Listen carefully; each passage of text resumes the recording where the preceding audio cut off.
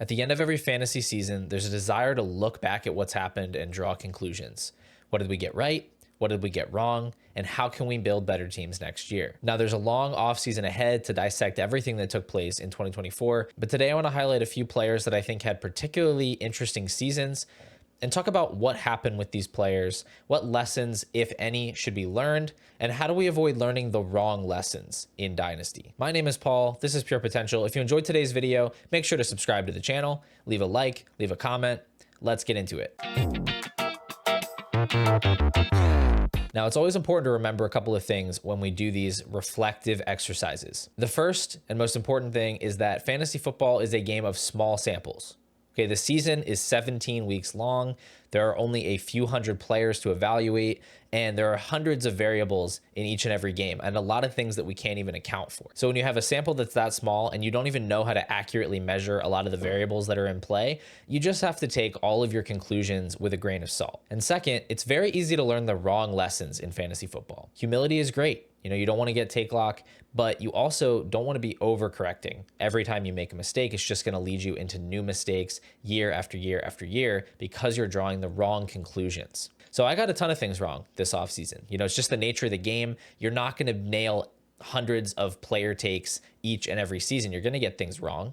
I was too low on Baker Mayfield. I was too low on Josh Jacobs. I continued to put faith into possibly the worst football player we've ever seen in Kyle Pitts, but I'm not afraid to admit when I'm wrong, and I'm always looking to learn from these mistakes. And I'm not just trying to learn the obvious lessons that have analysts chasing their own tails season after season, just trying to chase what happened the previous year, but I want to truly separate the process from the results to understand if I actually made a bad call or if I just got hit with the variance that does come for us all at one time or another in this very random game that we play. And every player is truly unique. There are so many angles to consider in each individual journey. I think sometimes it's easy to lose track of the fact that these players are actually real people, and there are factors that play into whether they fail in the NFL or succeed in the NFL that actually go far beyond what we can put on a spreadsheet or even see on the field. So again, we're going to talk about a few players here that had interesting 2024 seasons, break down kind of what happened with these guys, and if I think there's anything that can be learned from their performances moving forward. And I want to start with Jaxon Smith-Njigba, year 2 wide receiver for the Seattle Seahawks.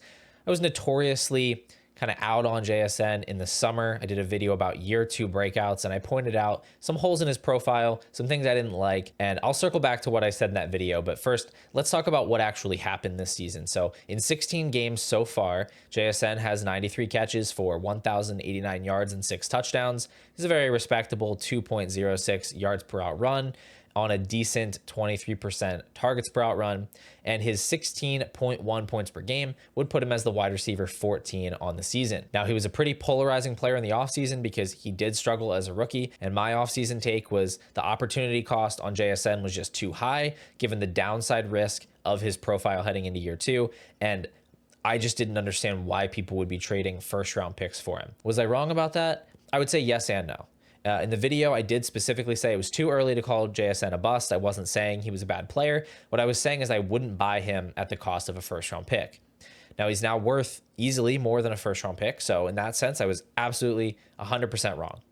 However, if you did choose to keep your late 2024 first, based on that advice, you did have a better than 50% chance of landing either Drake May or Brock Bowers, or more likely Brian Thomas, Bo Nix, Ladd McConkey, depending on your league settings. And even Xavier Worthy from that range is starting to look good coming on the last few weeks. So odds are you still ended up with a good player, possibly even a player valued ahead of where JSN is now. And we also did get a chance to see in a very short period of time what would have happened to JSN's value if he had continued to struggle like he did as a rookie. If you look here at his keep trade cut value chart, you can see there's a big dip. This came after week 1 when JSN had just 2 catches for 19 yards, and then it spikes back up. Faith was quickly restored after a big week 2 performance, followed by a gradual decline over the next month as he failed to put up meaningful production. And then after that point, you get the DK Metcalf injury, the usage starts to change for him, and then it's been kind of all upward trajectory since then. But I think you can see from this chart that the dynasty market overall did not have a lot of strong conviction on JSN. His value remained pretty high through the offseason, but a lot of people were ready to just jump ship after week 1 and say, well, this is not what we signed up for. Clearly, he's not that guy. And I think it would have been really bad for the people holding JSN had that trend continued for, 5-6 weeks if we didn't get that one big game in week 2 to kind of buoy his value. Now, that's obviously not what happened, and he did turn things around, and now he's rightfully valued quite highly in Dynasty. So I promise this is not my way of saying that I was 100% right in how I approached JSN. But remember what I said at the beginning of this video. I'm not trying to learn the wrong lessons. I'm not going to completely overcorrect, change my entire Dynasty process every time I get an individual player take wrong. If I did that, my analysis would be completely incoherent. So what I'll say is, if you sold low on JSN off of my advice and you missed out, or you ended up with Jonathan Brooks, or you ended up with a worse player, I apologize. I got that wrong. But the truth is that from a process standpoint, I do stand by pretty much everything I said in that JSN video from this summer. I'm going to continue to be impatient with players that are slow to develop, and I'm sure this isn't the last time that I'm going to miss out on a guy like JSN, but I'm also going to avoid a lot of landmines too. And what I will work on is trying to identify which of those year 2 and year 3 breakout candidates are worth betting on, because in hindsight, it certainly looks like JSN was one of those guys. That was a miss from me, and I want to learn the right lesson here. Right? I don't want to learn the wrong lesson. I want to learn the right lesson. And if I just blindly bought into all rookies that had decent profiles and flopped in year 1, I also would have a lot of Quentin Johnson right now. I'd have a lot of Marvin Mims right now.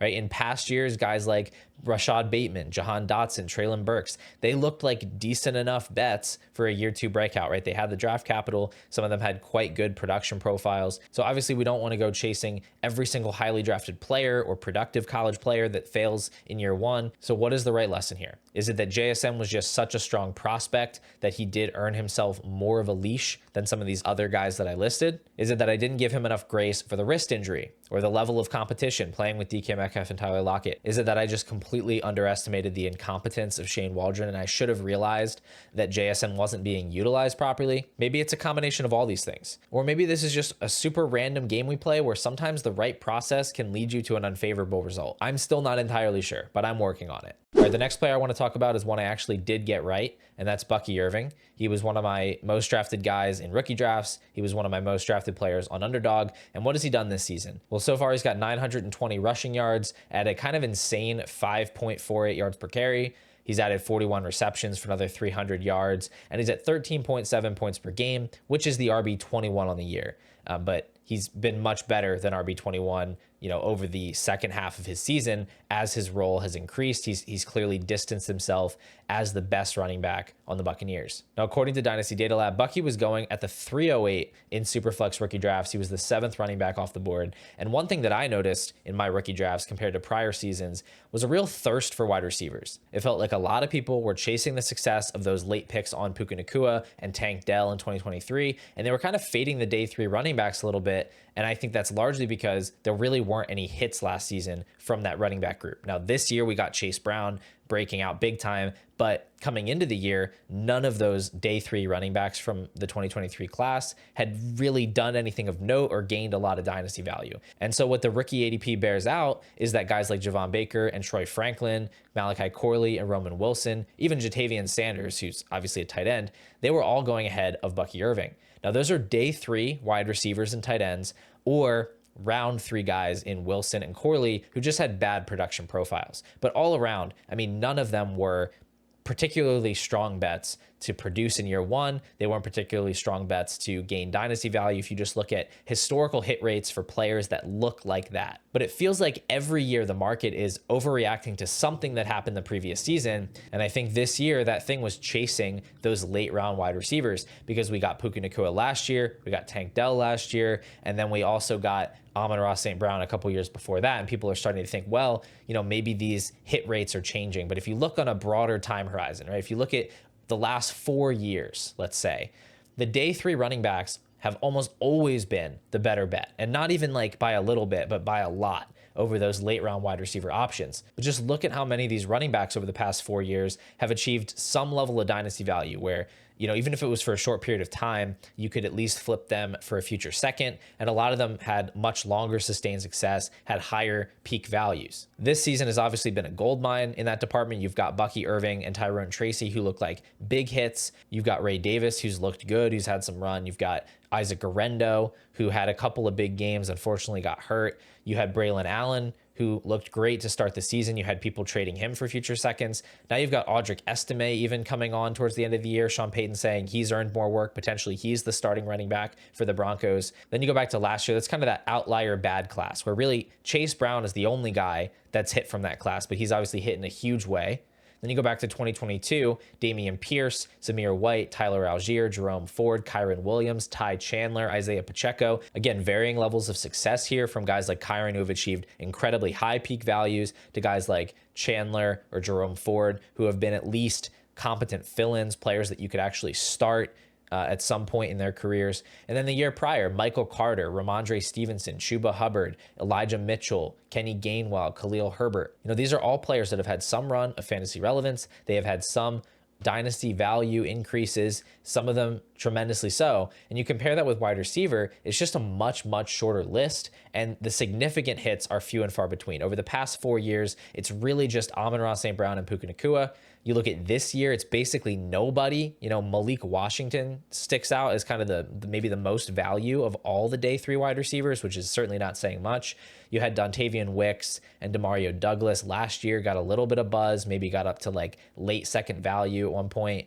You have Romeo Doubs and Khalil Shakir from the 2022 class. Shakir certainly starting to carve out a little bit of dynasty value. We'll see how long that lasts. Romeo Doubs, definitely not a high ceiling guy, but he's been a lot better than most day 3 wide receivers, but it's few and far between with these wide receiver hits. So I'm going to continue to prioritize running back over wide receiver in those later rounds, unless the market massively adjusts, because it seems like there's still a lack of understanding about just the basic hit rates of those late round running backs versus those late wide receivers. So I think that's one of the lessons that Bucky Irving encapsulates a little bit, is just this continued faith in those day 3 running back profiles, prioritizing those guys that do have a skill set, that are in positions to get opportunities, and knowing that it's a lot easier for running backs to fall into opportunities on the field than it is for wide receivers. And when those players happen to be really, really good, like Bucky Irving is, the upside is sky high. Where I made a mistake with Bucky Irving was actually well after the season had already begun, because I actually had a good bit of him on my teams,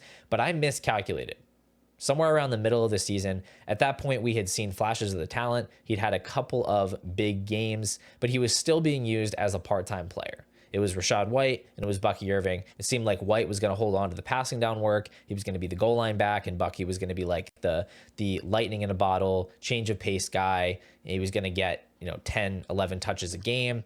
And I started to view him as a guy with a capped ceiling, as a more exciting role player than a potential superstar. And I started to treat him that way in potential trade discussions. And in one league, I traded him for a rookie pick that was basically locked in to the rookie 202.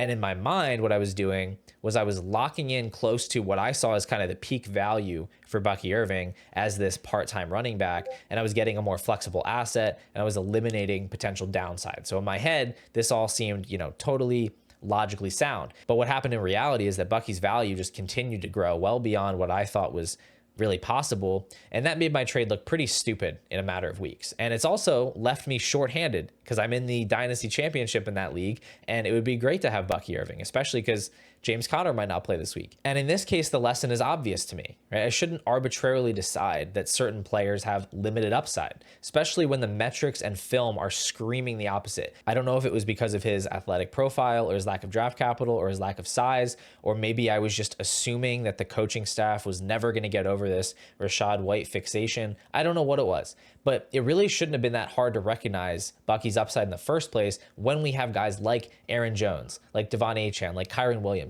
who have achieved massive success despite either a lack of draft capital, a lack of size, a lack of athletic ability, or some combination of those traits. So Bucky now, for me, is a top 40 asset in my dynasty rankings, and I'm certainly not going to make that same mistake again. And the last guy I want to talk about is Jameson Williams, who's having kind of the more uncommon year 3 breakout at wide receiver. There's a bit of an urban legend that wide receivers used to take until year 3 to break out. It's not really true.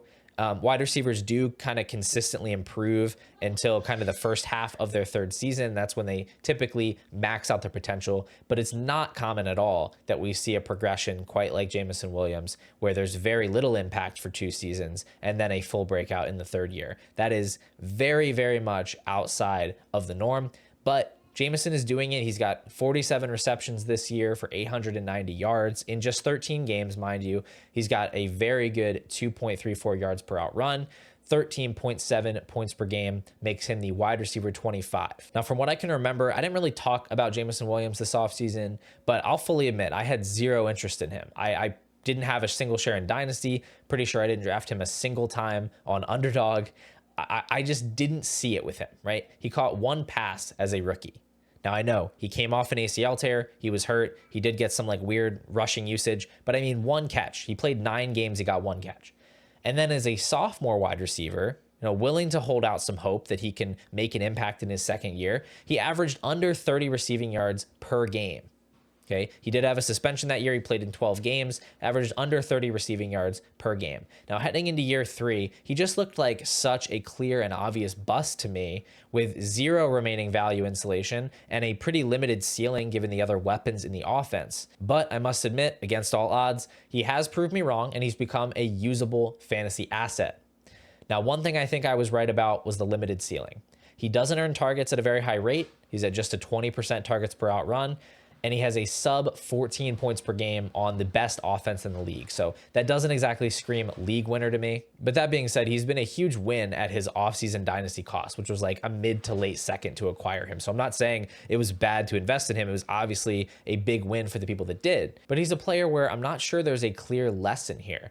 Because I'm certainly not going to go out and buy every player that sucks for their first 2 years just hoping I hit that lottery ticket and they break out in year 3. That would be a terrible process, and you would draft 99% bust doing that. And Williams was a good college prospect. He had a good peak season. He was an early declare. Certainly not a flawless prospect. He did nothing for 2 years at Ohio State before he went to Alabama. Couldn't beat out Garrett Wilson or Chris Olave for playing time or targets. He's not a guy I would have ever considered bust proof coming out. So it's certainly not a matter of pristine prospect profile. Obviously something else must be going on. He has to succeed at some point. I did not see him as that kind of player, and I don't think that he should have been viewed as that kind of player.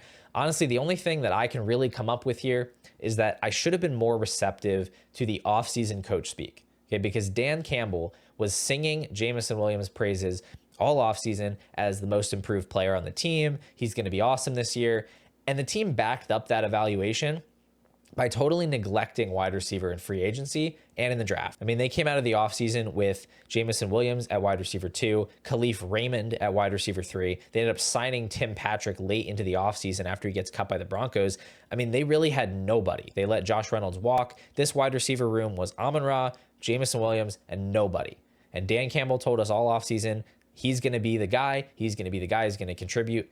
So there was obviously truth to that, and I didn't want to hear it. But we also had Sean Payton praising Marvin Mims all offseason about how he was going to be such a threat in the offense and they were going to get him the ball. So I'm not ready to just start blindly believing all coach speak, especially when I have good reasons to fade a player, which again, I thought I had with Jameson Williams. However, there is an account on Twitter called Coach Speak Index, and I think this is a good resource I want to pay more attention to. And what it does is it takes all the things that coaches do say about usage and depth charts and injuries, and it tries to quantify how reliable they are about those things. And so I think maybe we can learn that with coaches like Dan Campbell, when he says things about players like Jameson Williams, we should listen. At the end of the day, I'm never going to be ahead of the market on a player like Jameson Williams, but I think the leak for me here was being totally closed off to the possibility that a first-round pick on a wide-open depth chart on a great offense could find success and gain dynasty value. Like, I just should have been much more open to that possibility, especially given his offseason cost, which according to Dynasty Data Lab was about wide receiver 50. So maybe there was a low probability that this bet on Jameson Williams hit, but it also had a very low opportunity cost to make that bet, and it was really easy to see how it could pay off and what kind of a gain you could expect to see if it paid off. So that's something I need to be more aware of, maybe not take such hard stands on players like Jameson Williams. Anyway, that's going to do it for today, guys. As always, thank you so much for watching the video. Thank you for supporting the channel. If you enjoy my Dynasty content, please hit that subscribe button. It really goes a long way towards what I'm doing here on the channel. And if you want even more Dynasty content from me, you can hit the join button under this video or on my channel page and become a YouTube member, which will give you access to my top 200 Dynasty rankings, my weekly members-only live streams here on YouTube, and private channels in the Pure Potential Discord. Either way, I'll be back soon with another Dynasty video, and I hope I'll see you then.